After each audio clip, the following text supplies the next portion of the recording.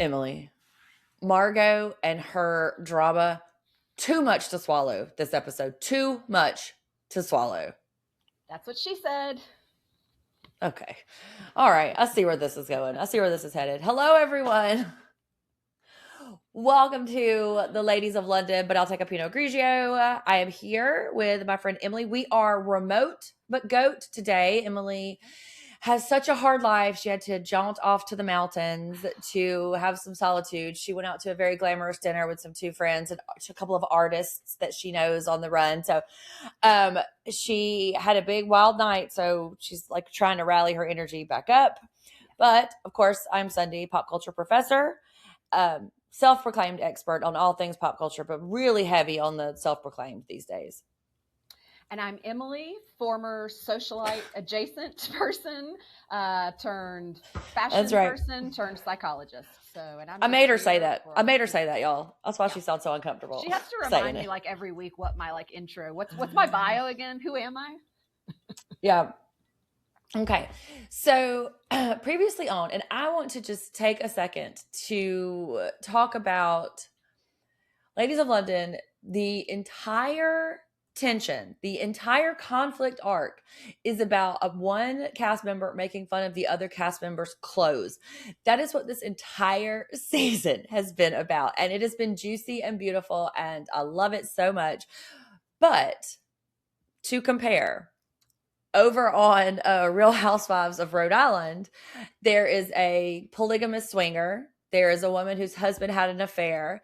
There is a woman who is hanging on by the skin of her teeth because she has two small children and her husband opened a restaurant.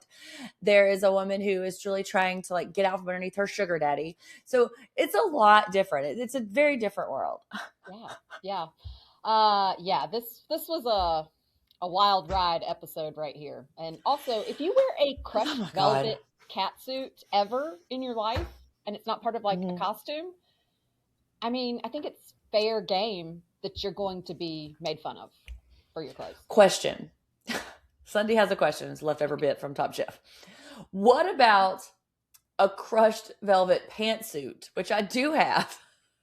A two-piece completely different situation. Pants blazer situation because it is my holiday outfit.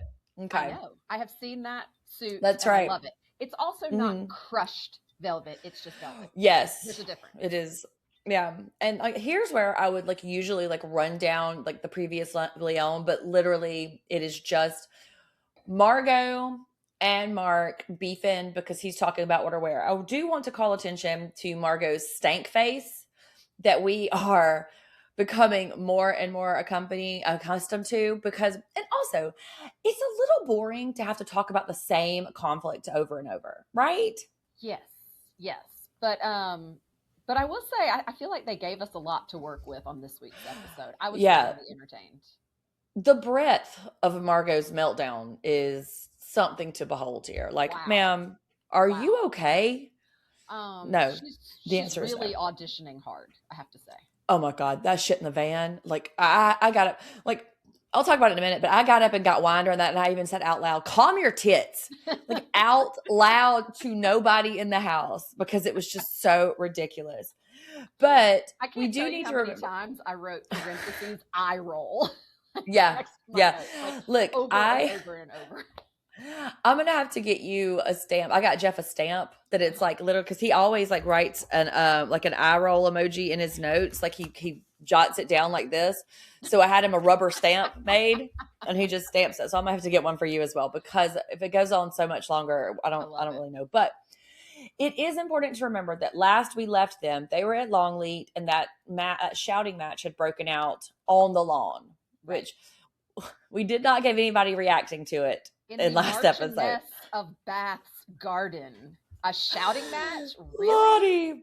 Yeah, Lottie was like, if our English mothers would see us at the Marchioness's garden party shouting, and I was like, listen, if my Southern mama saw me, like my mom would internally combust before she'd raise her voice in public at me. I mean, seriously, like, it was horrifying.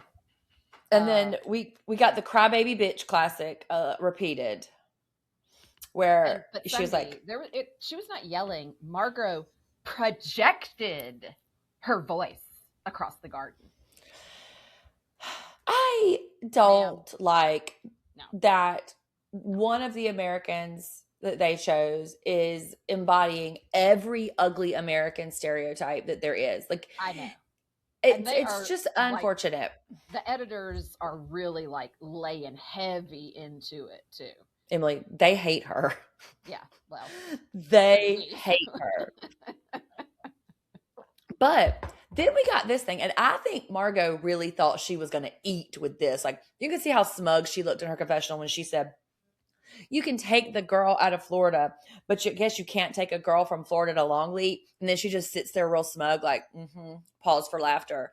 Girl, so that was listen, you better Kimmy because of Kimmy's Miami connection. Yes, and okay, I wanted to tell her, girl, you better hope you don't see the Florida come out of fucking Kimmy, right? Because that'd be the last we see of you. But Miami, not Florida, Miami. That's like a whole different country. That's what I'm saying. She thought she was really like digging her, like she was like getting at her, and it just didn't land for me. Yeah. Emma is starting to really kind of like lose her graciousness with this. She takes up for Mark and she says it a couple of times. It's not that serious. Mark is her child's godfather. Yeah. They've been friends for 15 years, she says later in here. And also, Emma really, I feel like she is strongly regretting inviting this girl. Hey. You know? Really quick, is your iPad plugged in? My iPad? Or my... Yeah, or whatever you're recording on, is it plugged in? No. Does it need to? Yeah, plug it in.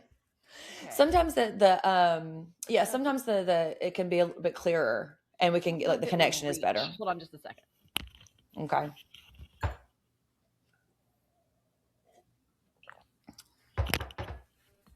I gotta go grab an extension cord real quick. I'll be right back. That's fine. It's fine.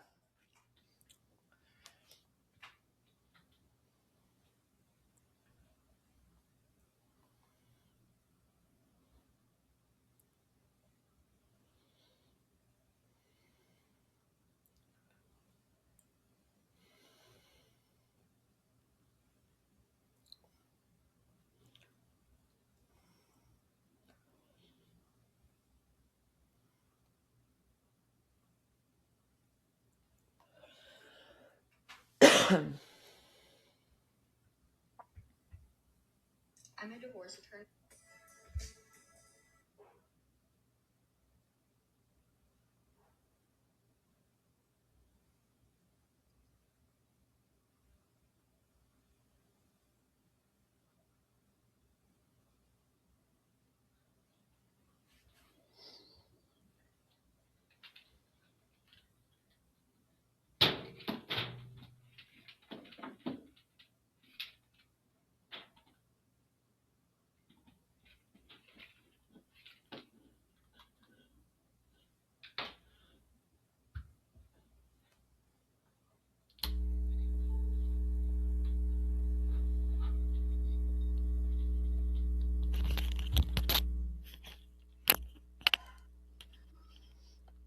Okay. Is that better? Yeah. Okay. Yeah, for some reason it just helps the connection. Okay. Sorry, I interrupted you. What were you saying about? I have no idea. Okay. Well, we'll start here then. So Martha, ever the hand wringer, is trying to de-escalate on many, many fronts. She's, listen, you're really hurting her feelings. You're coming hot. And Mark just keeps saying, she'll get over it. She'll get over it. And Martha is like, just wringing her hands. And then Kimmy, like an insult, she was like, well, she's an actress. Like she was like cutting her down by saying she's an actress. Well, yeah, agreed, Also, Martha, particularly in I don't know, throughout the episode, but particularly at this beginning here is, all right, come on. Like, okay, being a little annoying. Like, she's like, like you said, hand wringing. It's my fault. I just feel like it's my fault. Like, she keeps apologizing. Like, no, it's not your fault that Margot is psycho. Like, and,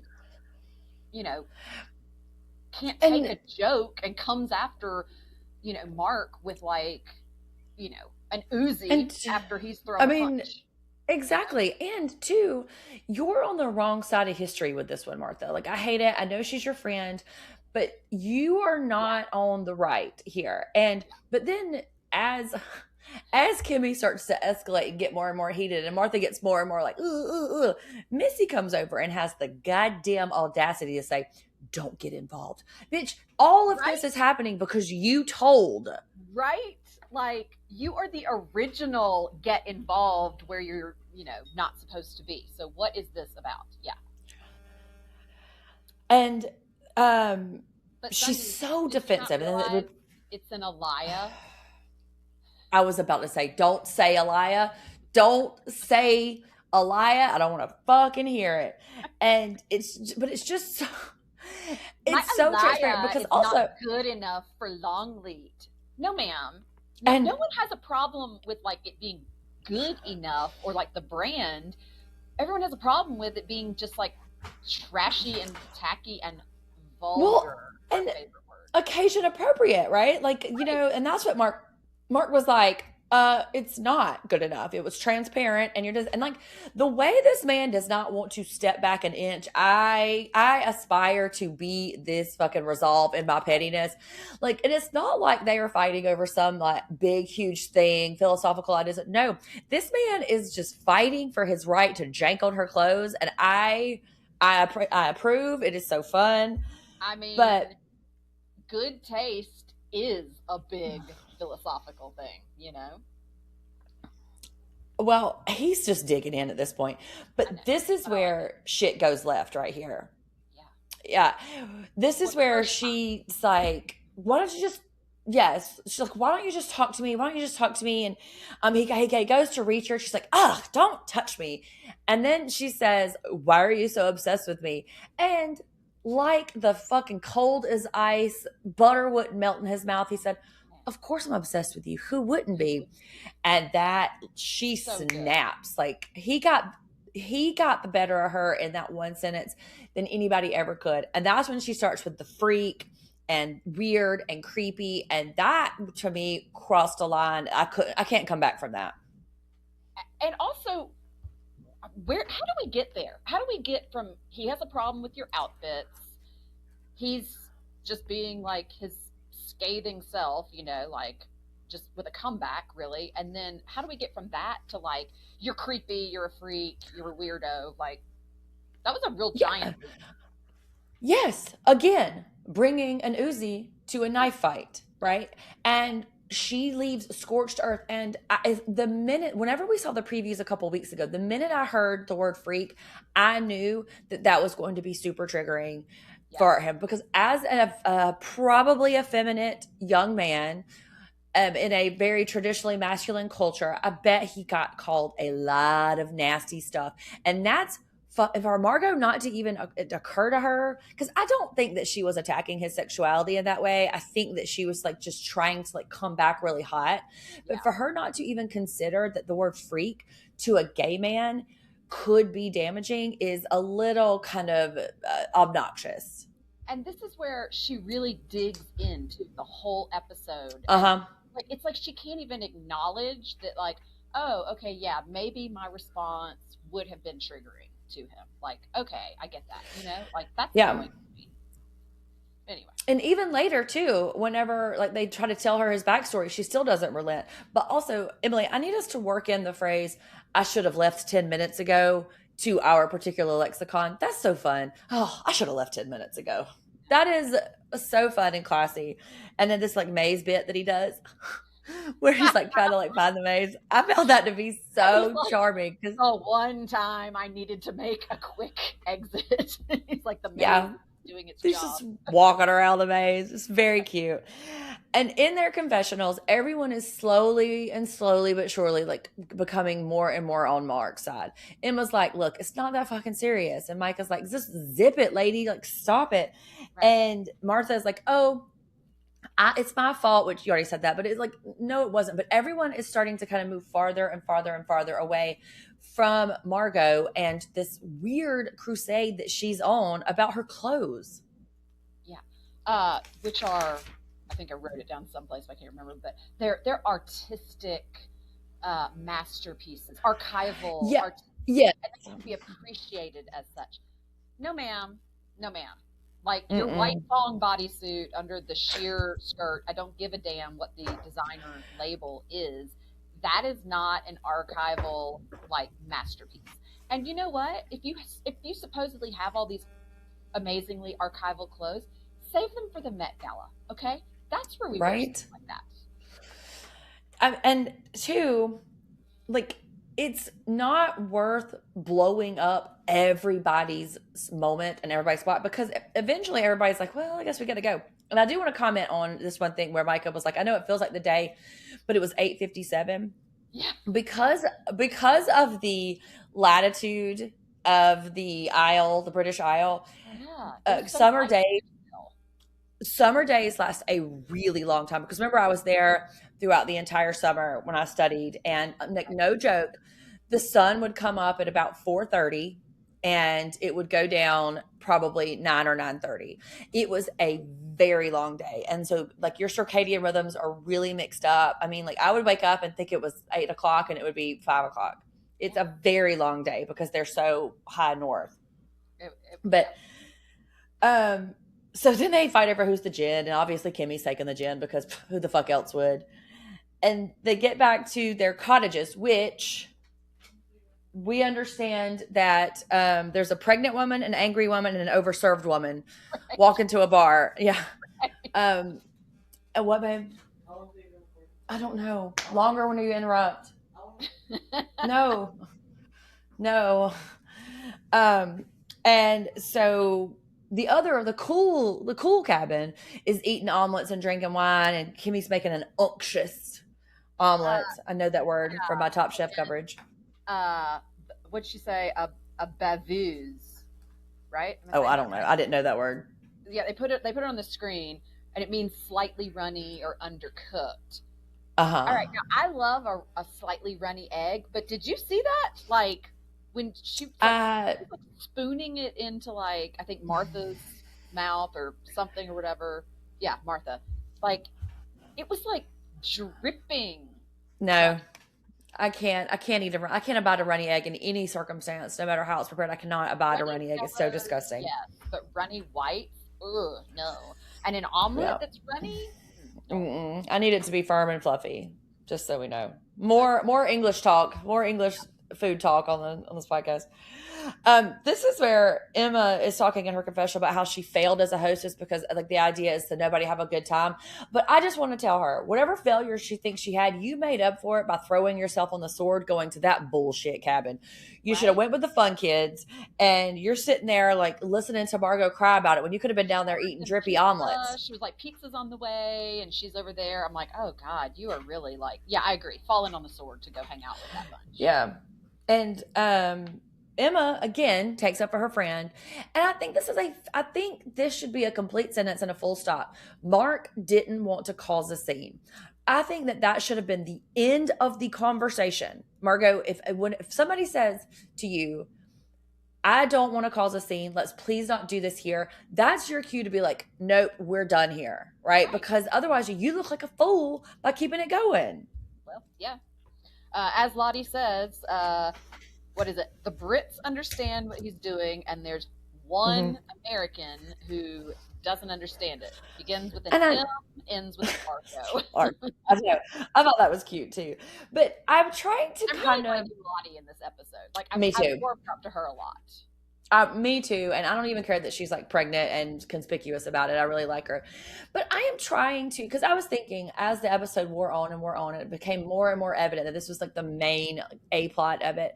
I am trying to think, okay, let me put myself in Margot's shoes, or let me at least I know the devil has enough advocates, but what's happening? And so I kind of started thinking, and I'm likening her to like maybe the little girl that is like a little bit overweight or taller than the rest of her class. So she starts like brutalizing everybody else before they can brutalize her because she's so scared of being bullied or she's so insecure. So she's going to like come out on the offensive before she has to be defensive about it, because there's just no reason for her to die on this hill in every scene, in every episode. I don't know. I mean, you could be right. There could be something to that, but it feels to me like she's just really stubborn and just digging her heels in, like thinking that if she really stands her ground, that it makes her look like a strong woman. But it doesn't. It just makes her look dumb. No. Like, right. It doesn't come across as like, yeah, good for you for really sticking to your guns. It comes across as like, no, thank you for making all Americans look worse than we already do. Thanks. Thanks for confirming what all the, Brits think about us already. And that's what I was going to say too, is that like, if you have 5 British people, 5 people who are actually in that culture telling you that, it's not a big deal, this is the British humor, but you as the American, the outlier, is like, no, I know what is happening. And my mom has a saying, and if you guys listen to the vintage VPR, you've heard me say it 100 times. If everybody's telling you you're dead, you need to lay down because you're dead. Right. And Micah even said it later. She's like, everybody is trying to tell her to like stop, and she won't. Right. Yeah. She says like, if you are in the wrong, but you don't see it, and everyone around you keeps telling you you're in the wrong, you need to like listen to what people are saying. And Margot's just convinced that she just knows better than everyone. I don't know. No. And then she even said something like, put me some wine in here. She even says like, well, I'm not stupid. And I just wrote, prove it. Prove it. I want to see. I don't believe you, ma'am, because she continues to maintain these. No. And also, by not engaging and not coming out really hot and disgusting, Mark is making himself, number one, the perfect victim, right? Because if he were to like lash out back at her, like be really nasty to her, then we would maybe have a harder time being on his side. But by being this way, perfect victim, he is also kind of like allowing her the space to get madder and madder and madder. And that's what happened in the van in a little bit, which we'll get there in a second. But I definitely do want to talk about how they look, but not before. I saw Martha climb out of the top bunk of a twin bed bunk bed wearing the absolute most glamorous, beautiful silk robe that had a Black Panther on it. And I'm like, this woman's in the top bunk of a bunk bed? Come on. How did I miss that? Yeah. They were staying in bunk beds? Well, it looked like Martha was coming down. I may have to go back and look, but it looked like she was climbing, like she had to climb down the stairs because it was the morning of. And like that. Yeah. On. We have seen that estate. Your house has 400 bedrooms in it. Not these cottages. In a little cottage that has bunk beds? Well, I mean, especially if they are renting them out to be Airbnbs, I got to make them like kid friendly, and maybe they were just weren't enough beds. I don't know. Maybe she liked to be up there in the nest like Hecate. Like we don't know. She's a quirky sort. Maybe. Who knows?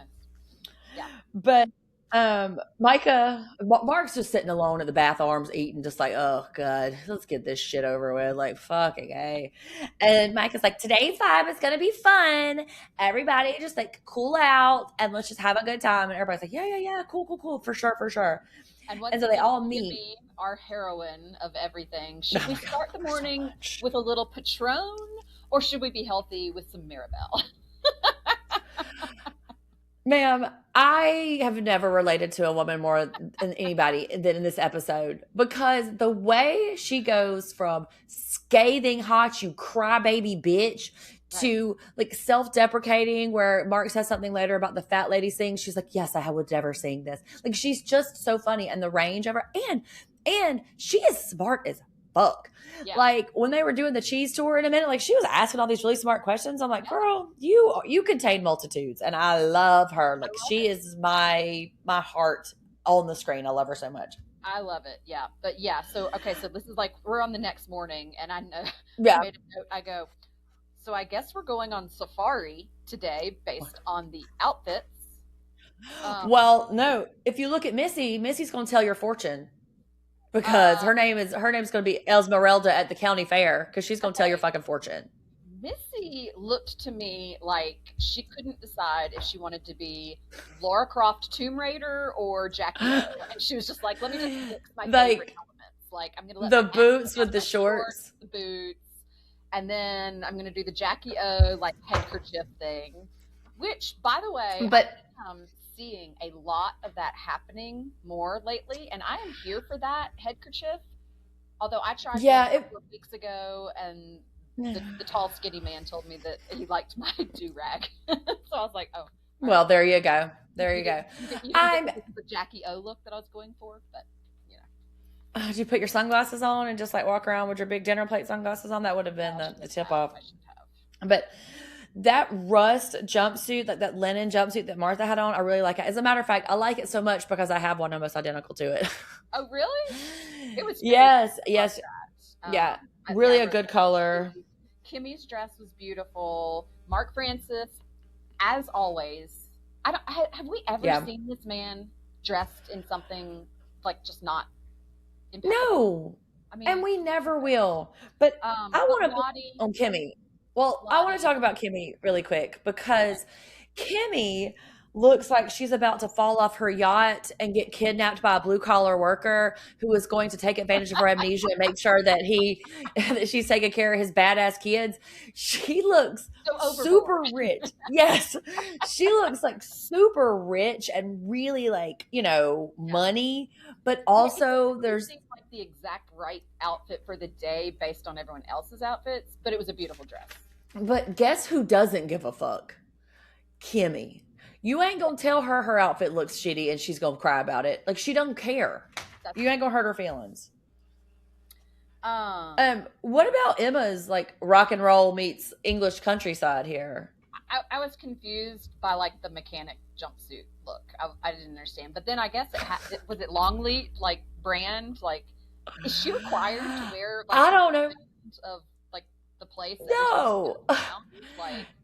It did kind of look like she was like in Speed Racer's pit crew a little bit. Like she was going to like, all right, go. Like, working on the tractors after like we see the giraffes or something. Like, what's happening here? Micah looked like she was wearing a costume. Like she was going to like a Halloween party dressed as like a white lady safari attendee. I mean, that was like the Barbie safari outfit look, like the hats and everything. Yep. I was like, I feel like I had this as a doll costume, You probably did. Yeah, that was crazy. And Lottie, that was. She should have been carrying a glow stick. She was rave adjacent the whole time. And then Margot, because I've been so mean to her otherwise, I just wrote, Margot's hair is so pretty.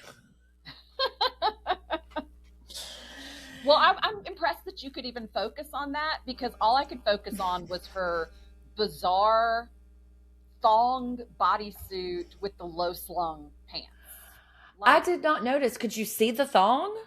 You could when she was getting out of the car at one point when she was having her breakdown. Like, it was a definite, like, I don't know. I was like, this is, no. Like, wild. Also, on that note, we are not going back to low-rise pants Sunday. Absolutely not.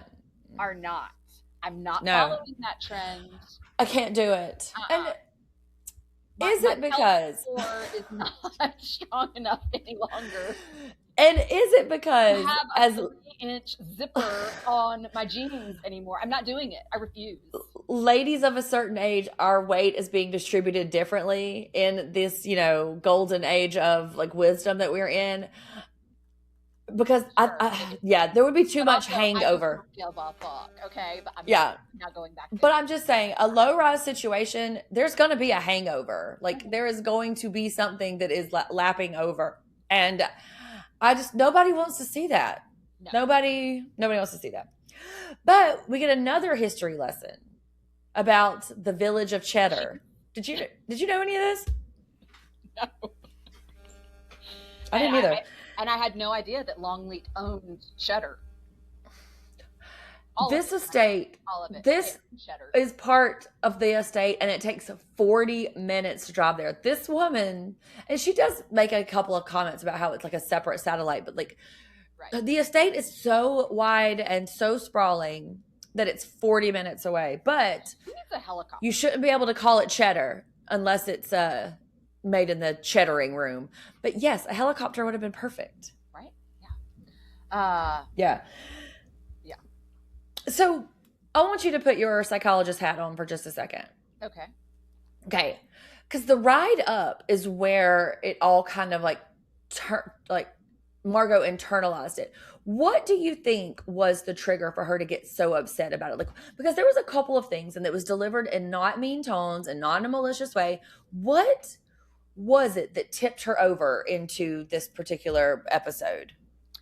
So I was thinking about that earlier, and my thought is she has felt like, like Missy and Lottie were kind of like allies, I think in a way. So because like they've kind of been go-betweens a little bit and stuff. And in the car, they were like pointing out to her, like, "Hey, you may have crossed the line a little bit." Like I think Lottie even kind of goes into it. I don't know if it was in the car, if it was in her confessional, where she's like, being a gay man, like he's probably been called things like this a lot. This could be really triggering. And this is again where Margot's just like digging in. She's like, no, I'm not wrong. Yeah. I'm not wrong. And quite honestly, I feel terrible saying this because as a psychologist, like it's my job to kind of listen to how people are feeling and try to help them process their feelings. But, bracing for impact.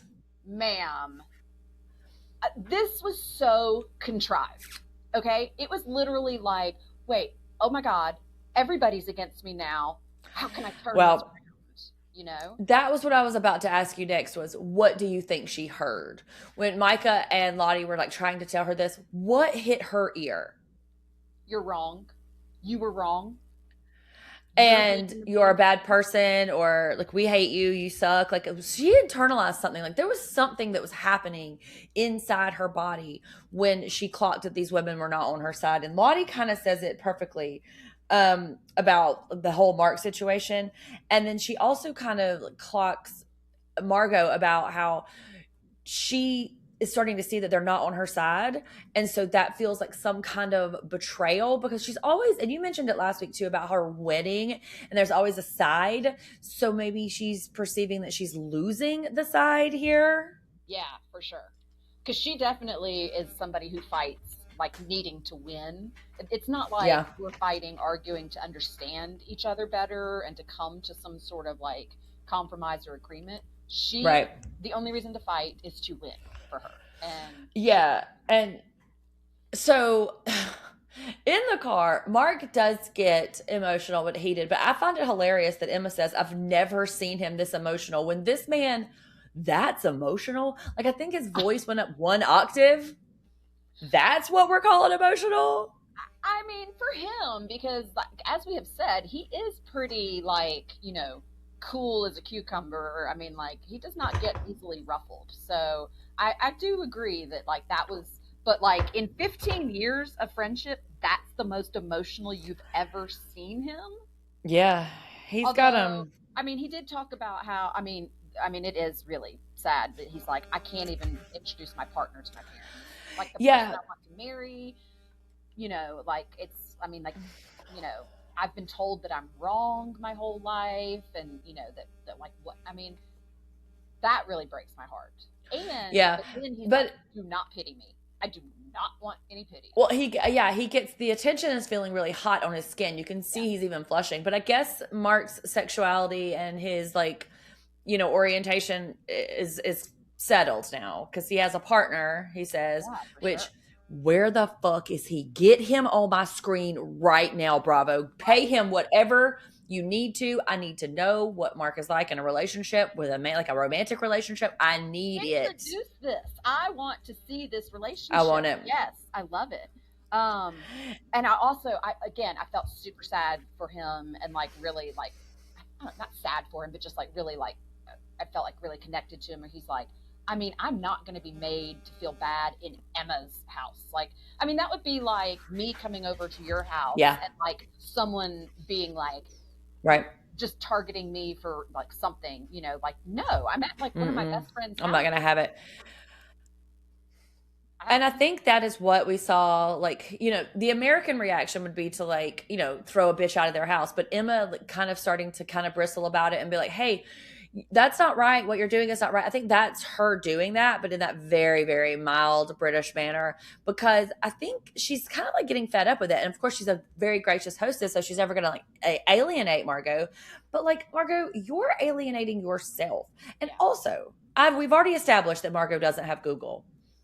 But doesn't it make sense that she would do some peripheral, like, education stuff when I'm going to a Marchioness? Like, I'm going to her house.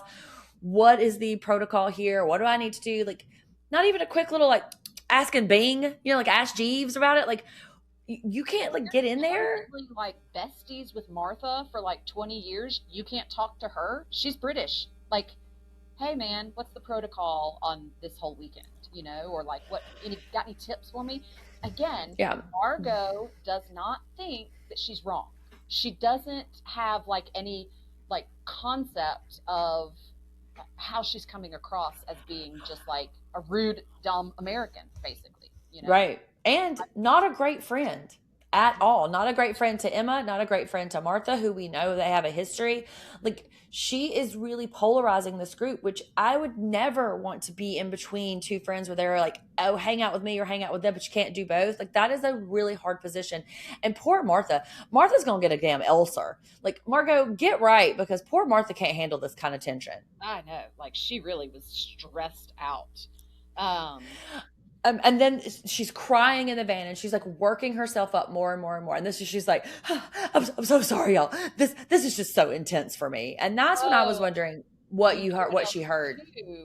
I think this is like the same conversation where I think Missy, right? Like, doesn't she even say like Mark's just the last one? Like, he's not coming up with these comments. He's just repeating what your friends have said. I think that was the tipping point. Friend Martha is the one saying, what is this crushed velvet? Like, what is this? Yeah. And, then, like, and I think something else, I can't remember now. Like, and I was like, ooh. The realization that they are all kind of, or like the thinking. And Martha says, stop talking about labels and money and like, designers. Yeah. And so I think that's like when she starts to realize that like everybody is kind of talking about her and kind of singling her out, like her deepest insecurities become inflamed. Like, oh wait, what do you mean? They're talking about me? How y'all are saying these really mean things? And I mean, I guess in the context of the conversation, they weren't so nice, but they weren't mean and they weren't cutting. They're not calling her a freak and a weirdo like she just did to fucking Mark. Right. Agreed. And Lottie's face, though, in this car ride with Margot, like, that is just like the picture of I am over this shit. I mean, yes. It was like every cut to her, she's like, oh, God, this and like rolls eyes so hard, If Lottie wasn't pregnant, she would have done a real tuck and roll out of the goddamn van just to escape this awkward fucking moment, right? Like she says, and then when we get there and it ramps up. Has to pee herself to get out of. Right. That's right. But this seems like a really good place for us to like take a quick break. Y'all hang around. We'll be right back.